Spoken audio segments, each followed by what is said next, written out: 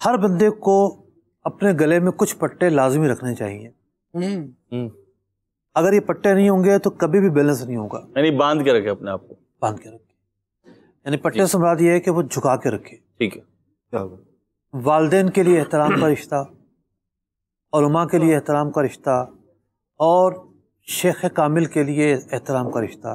اب آج کے دور میں پتہ نہیں کون شیخ کامل سے وابستہ ہے اور کون نہیں ہے، لیکن بعض اوقات جو ہے وہ علماء کی کے لیے احترام کا جو رشتہ ہے یہ راہ کھولتا ہے.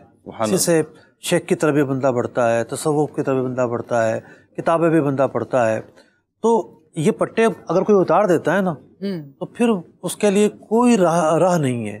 مطلب جو چاہے وہ کرے، جب تک یہ پٹے گلے میں رہیں گے، یہ جھکا ہوا رہے گا بندہ کہ نہیں مجھے بات ماننی ہے، نہیں یہ صحیح کہہ رہے ہیں، نہیں دین کی بات صحیح ہے، نہیں والدین کی بات کی اہمیت ہے. اگرچہ کہ والدین بہت ساری باتیں غلط بھی کرتے ہیں. صحیح. بعض اولاد کیا ایک طبقہ ہے اولاد کا جو والدین کی طرف سے بہت پریشان ہے، اذیت کا شکار بھی ہے، لیکن ان کو بھی ایک بیلنس رکھنا ہے.